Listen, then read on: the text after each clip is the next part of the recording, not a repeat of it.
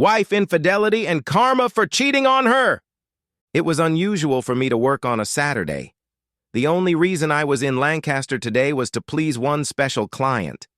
I work for a manufacturing company called Paytone. We make cell phones. Not ordinary phones, but industrial phones that will work in abnormal or dangerous environments. They're ruggedized and explosion-proof.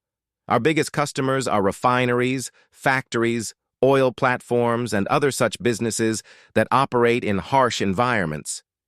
Today I had to solve a small problem at a large grain elevator, and I'm done. I was filling up the gas tank before heading back to Reading, and there was a pleasant surprise.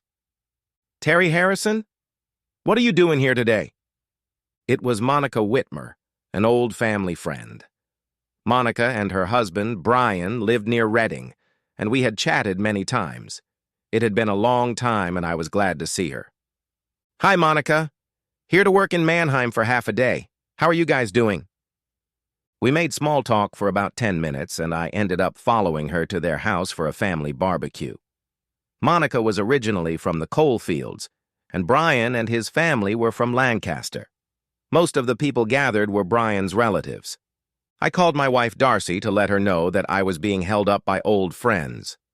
Then she and Monica chatted for about 10 minutes. It was easier for me to let my wife know I was being held up. The meeting was uneventful, except for one small thing. I was introduced to Brian's father and 2 brothers, as well as half a dozen of their offspring. Each of them had the same smile. The fang on the right side of their mouth protruded outward, and when one of the men or children smiled, their lips curled around the tooth in a pixie-like grin. My curiosity took over. "Monica, I need a little help. Do you need more beef or ribs?" Number. I'm fine. I was just wondering what that unique smile is with all the kids and Brian and his brothers. "Oh, you noticed?"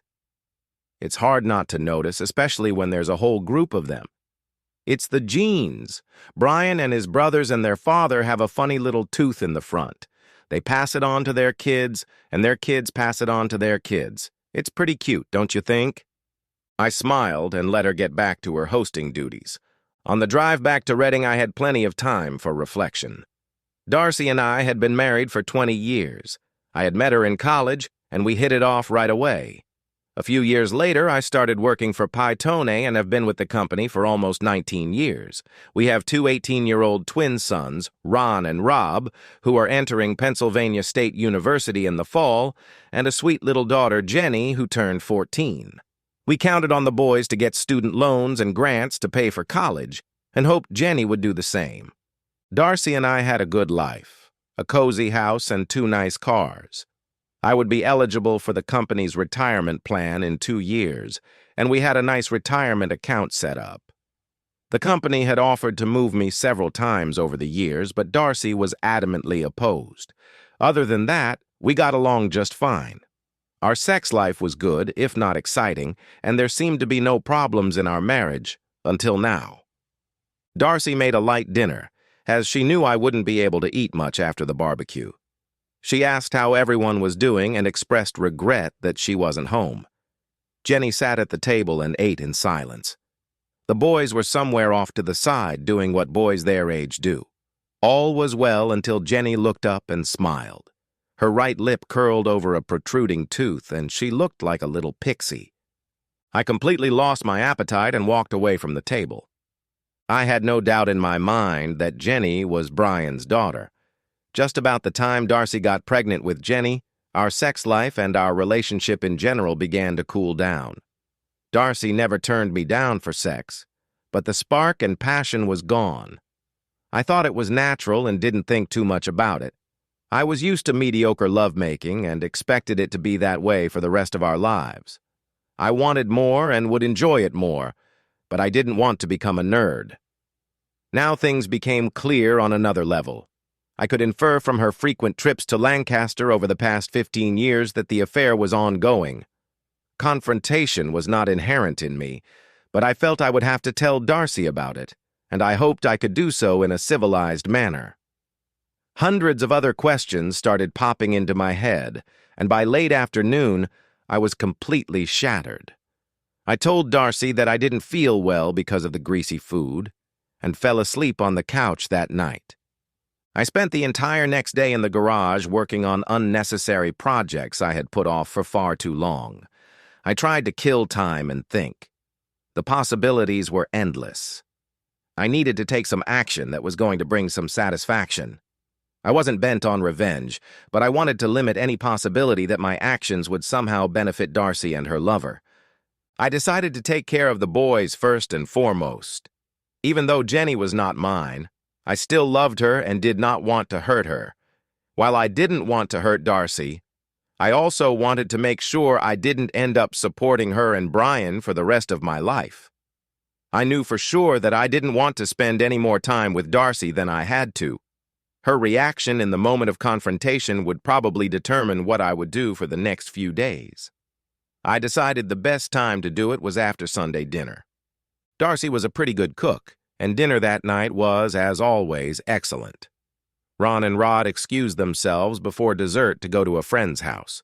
Jenny finished her dessert, and after she left for the living room, Darcy and I were left to sit over a cup of coffee. "Something's been bothering you all day, Terry. Care to tell me exactly what it is?" I seem to be a little obvious in my brooding. "I'm just wondering how long we're going to wait before we tell Jenny who her real father is." I didn't know how else to broach the subject. A long pause hung on the other end of the table, followed by a deep sigh. "It's amazing how long it took you to realize that." She remained unfazed, and her eyes traveled from the middle of the table to me. "I don't think she needs to know until she's 18 or has some medical problem when it becomes necessary. Everything is fine the way it is. We won't accomplish anything if we tell her now." "Is that fair?" "Fair to whom? A stable family life is important to a girl her age. She doesn't need to know about it. I'll tell her when the time comes. Until then, just keep your mouth shut." I was stunned. I had just told my wife that I knew about her infidelity, and she continued to dominate the conversation and make demands of me. In my mind, she should have apologized and regretted what she had done, but that wasn't the case. She acted like she had done nothing wrong and things would continue whether I liked it or not. My first reaction was to want to ram it down her throat, but just then I noticed a slight movement in the hallway outside the dining room. Jenny was listening to our conversation. When I paused, I heard her running away. I decided to calm down and pull myself together. "Maybe we should think about divorce?" "I was just saying that it's important to keep a stable family environment for a few more years. Divorce is out of the question. What would Jenny and I do if we were separated? I think it's best to wait a little while until she's older and things stabilize financially." Everything suddenly became clearer. After 2 years, I would be eligible to participate in the company's pension fund. In addition to a portion of my salary, Darcy will be entitled to a portion of my retirement plan when she turns 65. This cheating woman had planned ahead, way ahead. Now I had something to think about. I sat still, saying nothing. At least we won't have to endure pity sex anymore. That's already a relief. "What are you talking about?" "For the last 15 years, I've had sex with you when you wanted it so you wouldn't get suspicious. It went on a lot longer than I thought it would because you were so very slow to realize it. At least now it's over. We don't have to pretend anymore. I'll probably go to Lancaster more often now." I sat there for a few more minutes, neither of us saying anything. "I'll move my things into the guest room while you and Jenny do the dishes. I don't want to impose on you any more than I have to." "You're acting like a spoiled child, Terry. We can live in the same bedroom without having sex. It's better for the kids." I didn't say anything back. There was a sofa bed in the guest room, very uncomfortable, but I didn't need to sleep with that fool anymore. I got up and was out of the house before everyone else had even had a chance to wake up. I didn't feel like answering questions about sleeping with the kids. After a quick breakfast at the diner, I headed to work. I lay awake almost all night making plans. The day was going to be a busy one. My bosses at Paitone were more than happy to chat with me. I spent the entire morning tweaking and rearranging arrangements before clearing my desk and heading to lunch. As I finished a large steak sandwich, I realized I was smiling to myself like an idiot. Things were off to a good start. I spent the rest of the day at the bank, the insurance agent's office, and looking for a job. I got home around 3, which was unusual for me. "Why did you come home so early?" "I quit my job."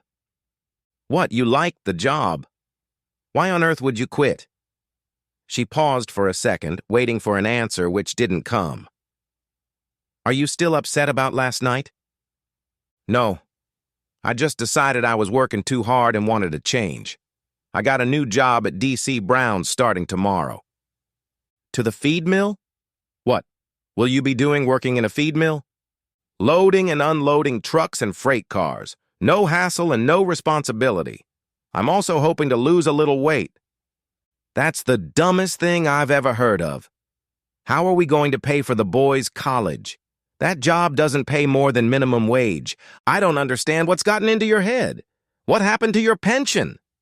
"Quit. I had to work 20 years to get it, and I didn't have it." "You got your severance pay?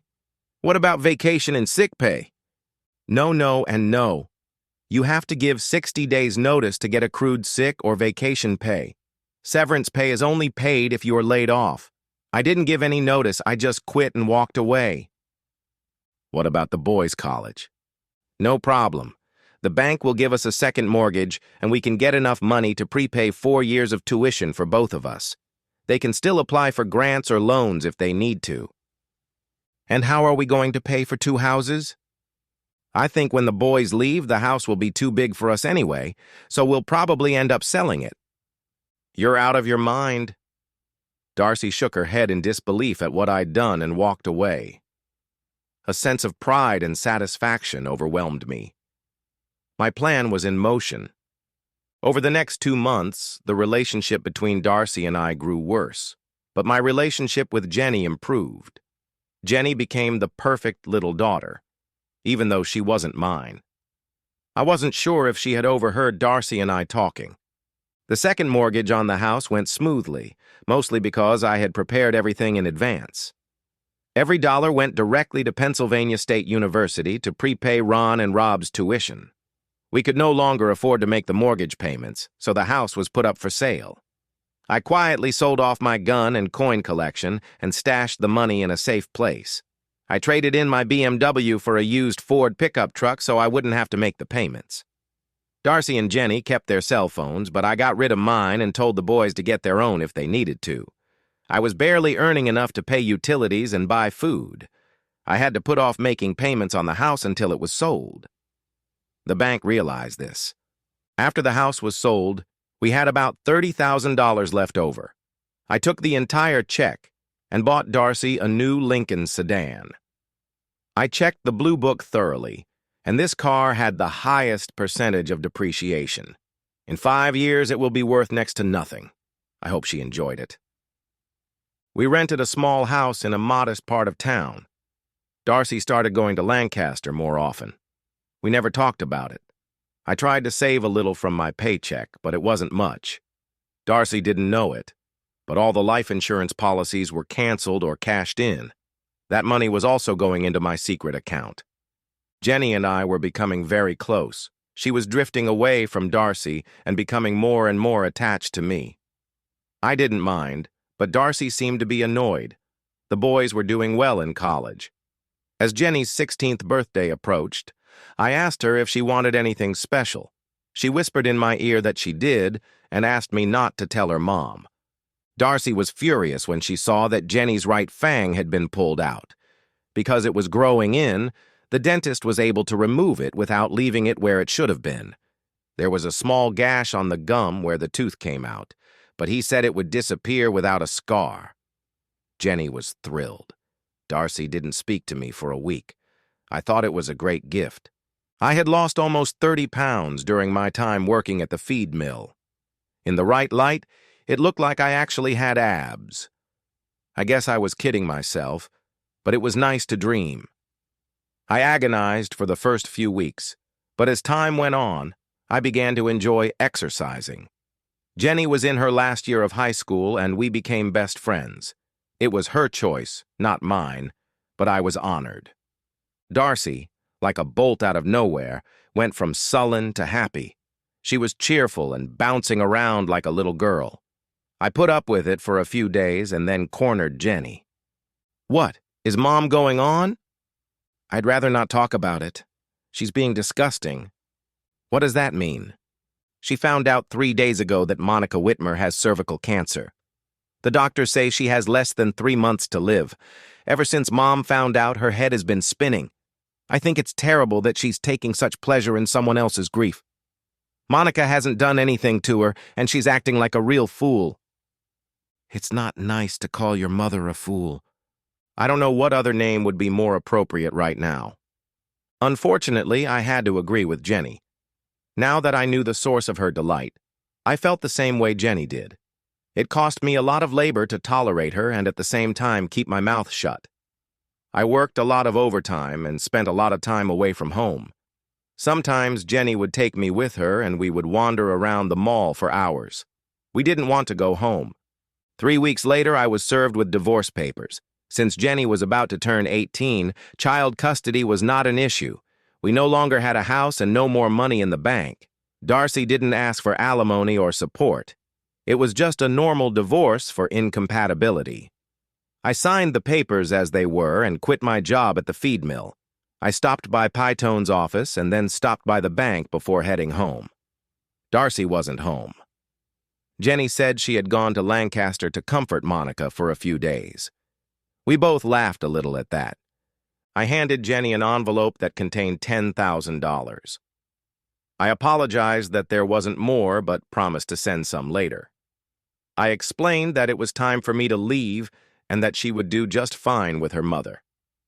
She wasn't happy, but helped me pack the car anyway. Darcy could take care of whatever needed to be done to the house after I left. I had no idea what Jenny's plans were after school.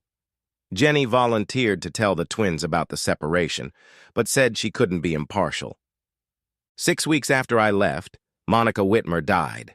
My friend Tom Kalita lived in a 2-family modular home in the Ocala National Forest near Silver Springs, Florida. He actually lived in Moss Bluff, but no one had ever heard of it. He was retired from the Air Force, and he and his wife Wanda spent most of their time fishing and attending yard sales. Tom had been talking me into coming to visit him for several years. It was nice to have a place to go. I was always mesmerized by the fishing shows on TV, where they caught monster fish using ridiculous lures. Tom spent the next few weeks proving it was real. He taught me how to cast a jiggerbug over the tops of the lily pads. It was exciting to watch the huge jaws come out of the water following the pesky intruders. It was fun for the first few months, but then it started to get tiresome.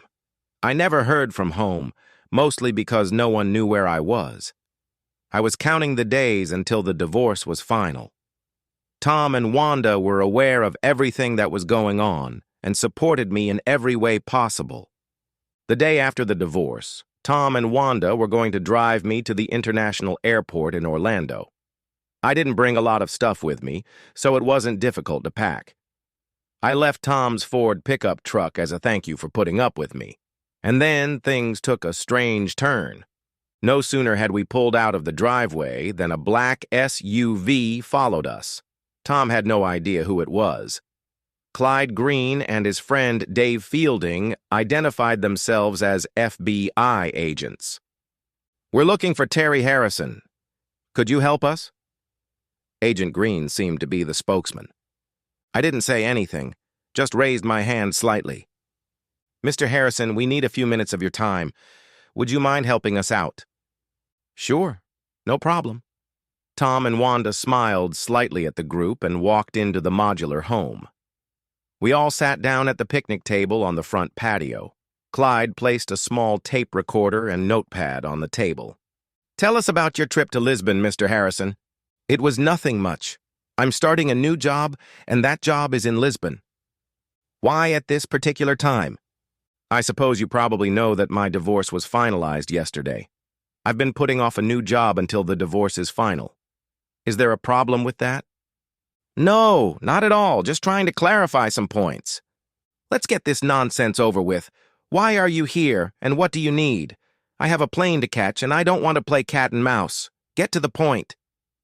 Green and Fielding looked at each other and shrugged.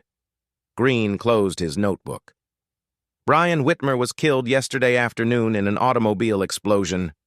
Due to the circumstances surrounding your divorce, we thought it was important for us to speak with you. Wow, what good timing. I assume you know I've been here for the past 3 months, and Tom can attest to that. I don't know anything about explosives, and to tell you the truth, I had no reason to want Brian dead. As far as I was concerned, he'd done me a favor. I wanted to get rid of that cheating bastard and couldn't wait for it to be over. I in no way resent his affair with my wife. I am a little angry that I paid for 16 years to raise his child, but not angry enough to kill him. However, the timing of this is very interesting. We know who planted the explosives, and we know it wasn't you. We need to know if you paid for it and if you know the person who did it. Tell me who you think did it, and I'll tell you if I know him. Do you know a man named Tony Donato from Westchester? I don't know anybody by that name. In fact, I don't know anyone from Westchester at all.